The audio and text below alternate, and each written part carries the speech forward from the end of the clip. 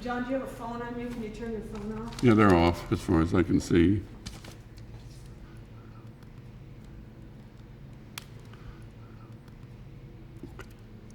Yeah, okay, good. The book is all things that are written from the mid-60s to up in the 70s or so. Mostly notes to myself, but a lot of times communication with other people or to students. Hans-Ulrich had the idea of doing the book. I suggested a good friend of mine, Meg Cranston, to do the editing of it. 2 volumes, and it's called More Than You Want to Know About John Baldessari. When I was thinking about the title, I really said it in jest, and I think it was in response to too many books of writings about artists. You know, I was just kind of feeling sorry for people, and I said should warn them in advance.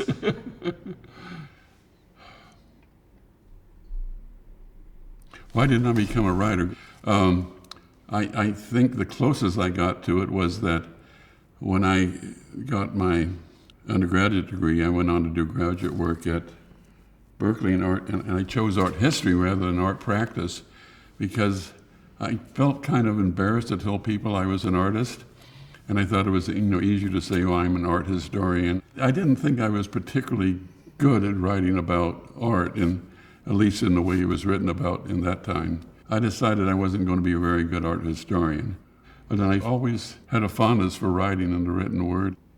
I think in probably the mid-60s, I started using language in my work. I was kind of painting in the mode of the time, which was kind of abstract expressionist, and people's complaint was that they couldn't understand it, their kids could do that, blah, blah, blah. And I said, well, why not do what people, how they normally communicate, reading or looking at pictures in magazines or newspapers. So I did that, started using this text or text and photographic image. And of course that didn't work either, but I gave it a shot. People are taught to be verbally proficient, and they don't really not train how to read things visually. But the good thing about imagery is that people see something and they jump to conclusions, and I kind of like that. There were other artists using language at the time. I guess they were the early conceptual artists. So I guess there was something in the air, and I think what was in the air was, just that dissatisfaction with painting, that it might have run its course, and there might be another way to do art.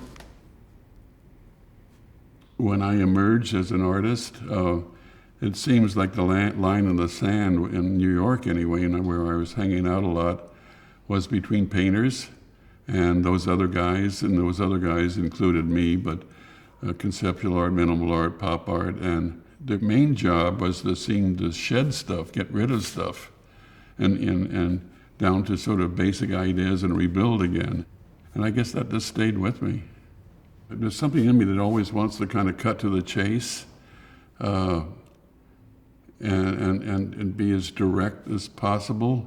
I always think about somebody alone on a desert island and an airplane coming over, and they're going to write help very simply. They're not going to have, serifs on it and decorative H and so on. This is going to be help. I prefer just saying what's on your mind. I don't think I would ever say edifice instead of house. Any writing I do is meant to be clear. It's not meant to be exotic or ornamental. Writing helped me understand what I was thinking about. It's an interesting experiment. I'm interested in minimalism, just strip things away and, okay, let's see how he sounds without imagery. What drives an interest in artists' writings? I remember a pretty well-known critic said to me that anybody that believes what an artist has to say about their work is a damn fool. So I think I was trying to counteract that. I'm always more interested in what an artist has to say about their work.